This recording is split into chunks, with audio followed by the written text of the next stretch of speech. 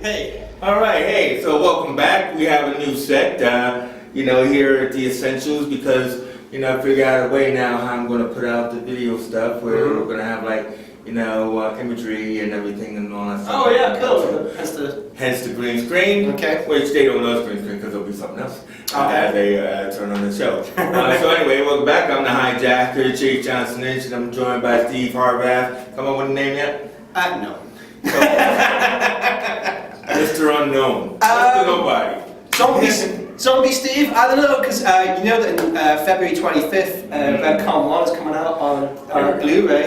And it's just won an award in New York. It won 4 awards. 4 awards, sorry. Yes, you're quite right. Jeez. That's quite right. 4 awards. 4 awards. I'm honored, pleased to be part of that. Yeah, it is. I know. It really is. Thank you. I wonder who's involved right now. I don't know, man. It's just some guy, some crazy cat. I don't know. Some random dude. Anyway. Always wears a hat. I don't know. Yeah, exactly. I don't know why. So anyway, so a lot to cover in this short span of time.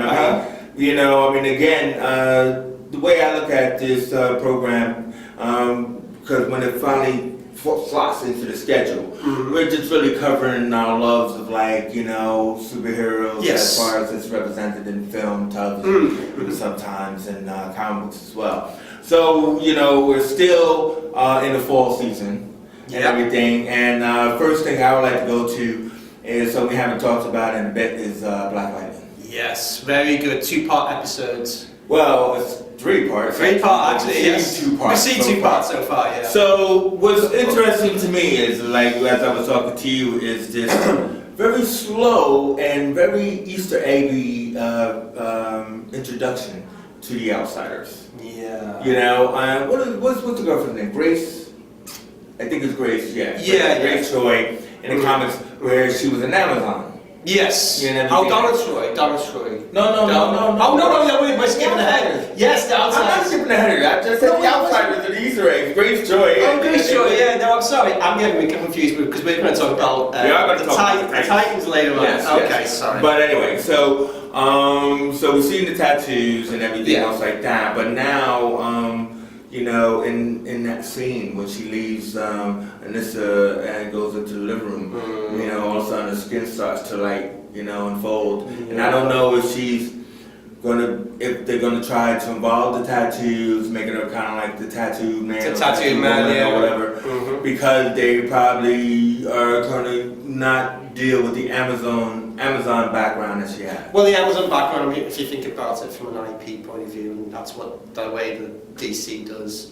I mean, as I've just mentioned, we're going to have Donna Troy. Well, you have Donna Troy in Titans, but they probably don't want to overdo the whole Amazon thing because that is Wonder Woman, and that is a cash cow for them right now. It is. But I wouldn't consider it overdoing because it's a race. It's a race of people. So it's really interesting to drop different Amazons around the world in that aspect, or around the universe. So, but either way is they've hinted at she's got powers. Yes. So you've seen this latest episode of Black Lightning with the Purdy versus the Sanjay, which was really weird Masonic. But what was interesting about Looker, right? Very changed from the comic books. Yeah, very changed. But what's interesting about her is that they revealed that she's not a pod baby, but what do they call that? ASA? No. Yeah, but oh man, he said, oh, she's one of the original Bang Babies or whatever. Yeah. Which he probably didn't say Bang Baby because that would be that would be a reference to the multi. Oh God, how come I don't get it? It's okay. To the Black Comic Universe. Yes. There we go. Okay. We got the quota. Everything Millennium. Yeah, I think so. It's right. Yeah. Milestone. Sorry, Dwayne McDuffie. I had a brain fart. So this is a podcast about people who know comic books. We do, but we know. Yeah. So what I'm just saying is that he made a reference that because he got his powers 30 years ago, Looker has been around for 30 years even though she still looks young. Yeah. And everything. So it's really interesting that she's tied to the original first experiment. Yeah, but I mean, because let's just take a quick out of that, kind of like a sort of like a side out of that, and just talk about Looker for a minute, because Looker in the comic books, in the comic books, she is a person who is psionic, which means, you know, psychic powers. She's a vampire. Very Which different. was this one is kind of like. Well, not really.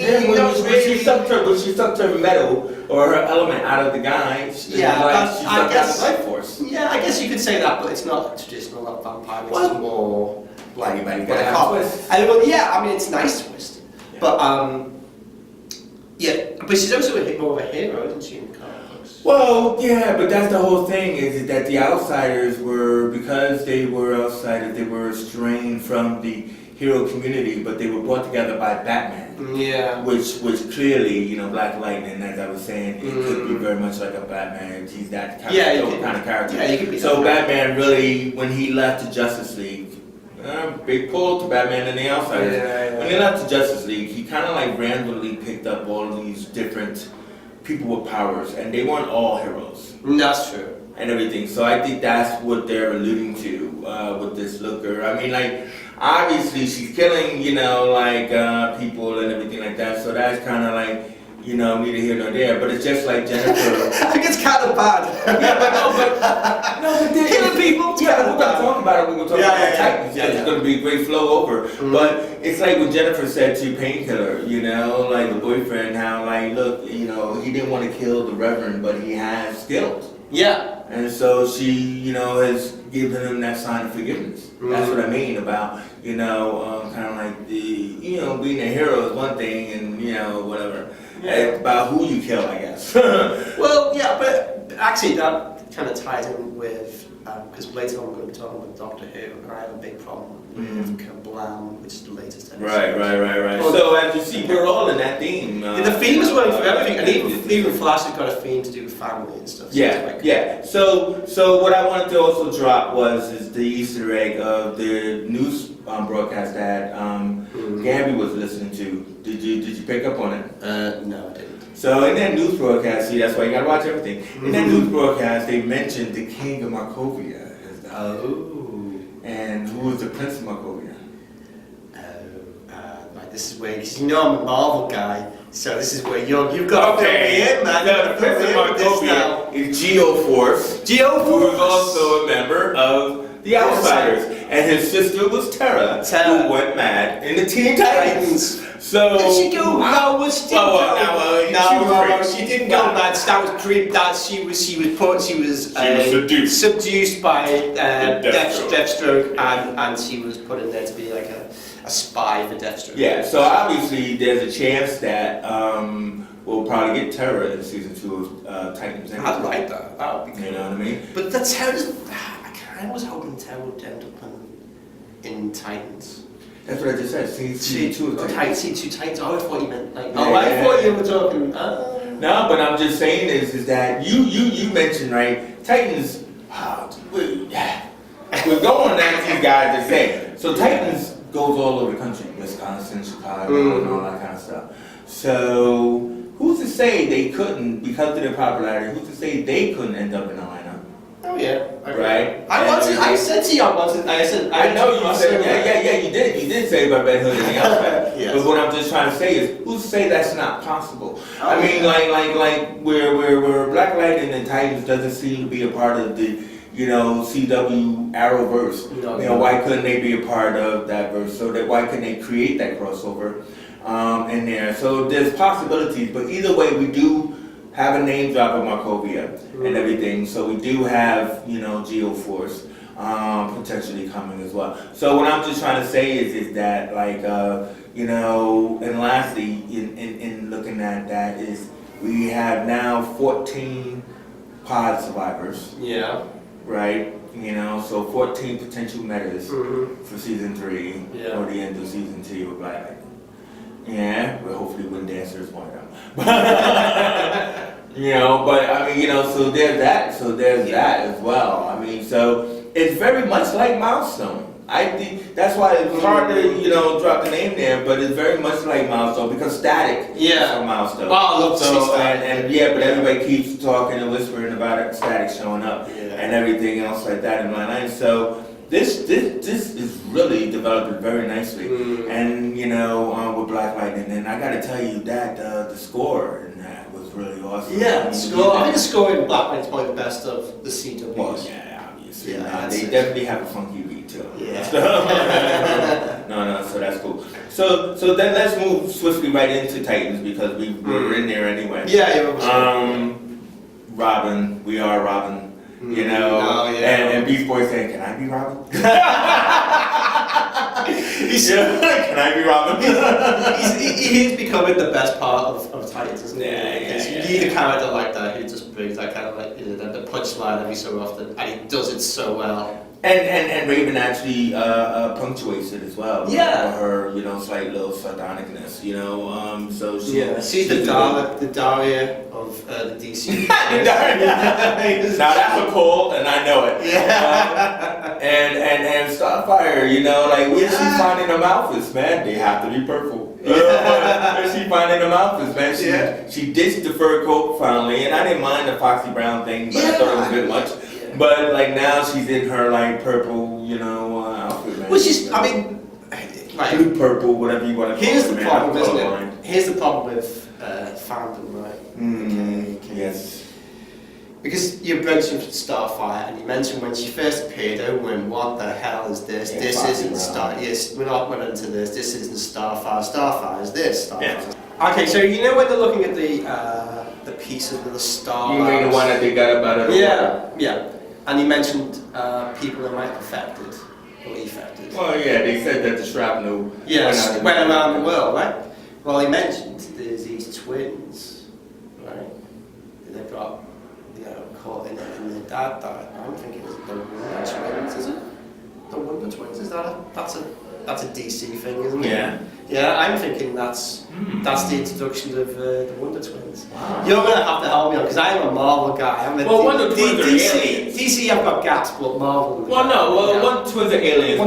But when they did Smallville, they did the Wonder Twins not as aliens. So it's a possibility. I didn't pick up on that one, but they did drop the fact that these shrapnels went around. These dark matters went around. So it's another way of bringing in.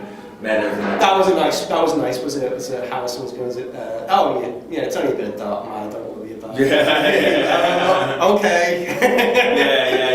Yeah. Only thing is I'm just noticing Kavanaugh's acting business too much though, because it's like he's always giving himself something to do, like this whole. He's like me. He's got to wear a hat all the time. Yeah, but the hat thing is fine. It's just like he's got to give himself a bit of business all the time. So now got the swinging. What did you call those? A pocket watch. Yeah. I didn't like the scene of making tea on the seaside and Nora saying it's been 2 hours. It's like, first of all, where did he get all the props? And then secondly, it doesn't take 2 hours to brew a cup of tea. Well, maybe he got. Even if it's chamomile. Well, maybe he got Barry. Barry could just get all that stuff. But still, it's just it's just like how deep they had to dive for a joke. And I know it's he desperately wants to be Doctor Who. Do you think? Yeah. I think he wants to be Doctor Who. No, it won't work. No. So anyway, let's finally get to Doctor Who. You had a lot of things to say about Kablam. Yeah. The Doctor Who, the UPS or Postal Service episode. Yeah, well, the Amazon, really. It's Amazon. Okay, whatever. It's Amazon. All right. I think it's Amazon. You think that, man. Yeah, it's Amazon. Well, but the thing about, so basically this episode was about, so it starts off with the TARDIS going through the usual time vortex. It's not an easy ride, it's a little bumpy ride, as I think it was the previous week. As it should be. Yeah, as it should be, because that is the console is designed to be controlled by, I think it's about 4 people, and you've got one crazy person trying to control it, and then 3 people who are just standing around. She never. I don't know why she never, or the Doctor never. Seats. Yeah, never has seats. Never teaches the companion how to help fly the TARDIS, right? Except for in that episode with David Tennant where they had all. Well, yeah. I mean, but that's because. All right, you operate that. You operate that. You operate. But that's because he had to, right? No, I know. He had to send I planets think he back. just likes the whole manic Oh, you know. The doctor's a show person. Yeah, exactly. I could do this. This is my TARDIS. Yeah, exactly. Trying to show off and failing. Basically, what happens is an object is following the TARDIS. Turns out to be a robot delivering a package from a company called Kablam, which is like a postal service, FedEx. FedEx, that's the word. FedEx, like a FedEx. It's a galactic FedEx or Amazon. I think it's an Amazon. Mm-hmm. And you'll find it in a minute. She opens it up. Nice throwback to Matt Smith with the Fez. So she goes, "Oh, the Fez suit me." I think that's kind of bugged me a little bit because she should put the Fez on, take it off, look at it, and go, "I don't like it." Mm-hmm. That's what you do when you're the next Doctor. You don't like the previous Doctor's stuff. No, okay. You know, "Oh, you've redecorated the TARDIS. I don't like it." That's the joke, right? Yeah. It's like, I got a bad feeling about this. That's a kind of it's just it's a carry on for that. Anyway, right. So she finds a note. The doctor finds a note. It says, "Help me. Let's go and find out what this is about," because that's all the doctor really needs. Just like, good write "help me" on the back. Could be anything, anybody. But obviously, call for help, and that's what the doctor does. That's what the doctor does. Doctor goes to the planet. Turns out the planet is entirely like this sort of massive Amazon delivery service. Not many humans, mostly robots, and they deliver packages around the world, around the universe, I should say. Yeah. Now, just to jump forward a bit, right? Because we've seen the show. The crux of the story is that only 5% of the human population are allowed to have jobs. Mm-hmm. Which basically means that you take what you're given and you don't have a say, and you're basically slave labour. Indentured servitude. Indentured servitude. Use the word properly. Yes. And if you've ever seen a documentary about the way that, say, Amazon treats its employees, which are not great. Okay? Okay. So I was thinking, when I was watching this episode, interesting. Okay. Now, here's the problems I have with it, right? And maybe I'm being an old fuddy-duddy, but, just jump in and just tell me I'm wrong, because I know you will. I'm waiting for it. One, I'm not keen on the idea of using a bubble wrap joke to basically talk about, in a roundabout sort of way, terrorism. I'm not keen on that. That did not sit well with me at all. Nail bombs. Yeah, nail bombs. And then, but nobody can resist bubble wrap. I'm like, technically nobody can. Yeah, this is true, but it made me feel a little bit. This is not sitting well with me. I don't know why though, because it's like what they're saying is that in the packaging there is the innocuous bubble wrap, and instead of it being a bomb that is ticking down, the bomb is the bubble wrap. Yeah, but it's inherently silly. There's a cleverness to it. No, really, it's inherently silly. Inherently silly, but clever to the fact that anybody would pop a bubble wrap at least once. Yeah, but that's a joke that belongs in Red Dwarf. Okay, maybe. But it's not. I don't see it in Doctor Who. Yeah, but the thing about it is, I think what happened, what the thing about this episode, as with all the other episodes, but what happened with this episode, it's like, look, I'm trying to be clever, I'm talking about Chris Chibnall. Yeah. And then, so you come down to this episode, right, and then, so in his attempt at cleverness, it's like, I want to totally break the mold of convention, right? So I have the innocent young love that I've introduced, I have like this two innocuous, cute characters that, of course, the companions fall for, and so like they fall for the girl and Graham falls for the guy and everything else like that. So in that aspect is that, wait, recording now. So in that aspect is that they are able to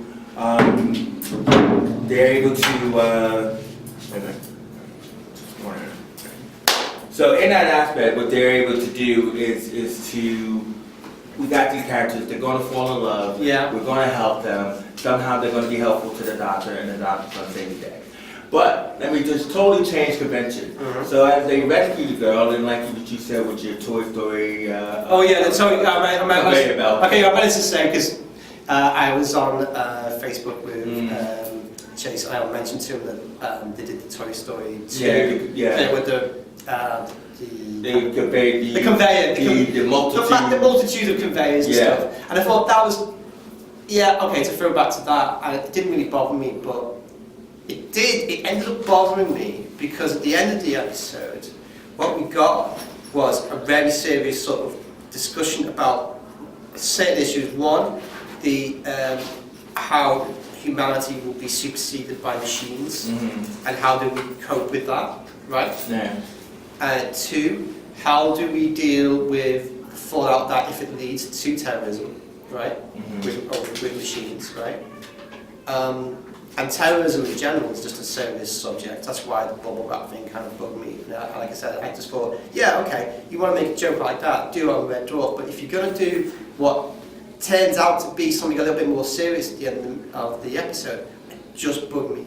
But that's what and with the woman, with the cute woman who never had a present before, right? Yeah, she's basically right. Her character was airlifted out of Parting of the Waves from season 1. Remember? On Satellite 5. Satellite 5.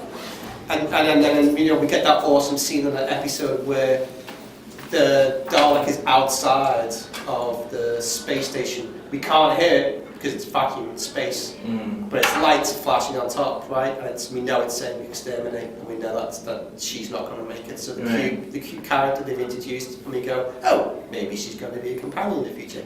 No, this is why you hate the Daleks, right?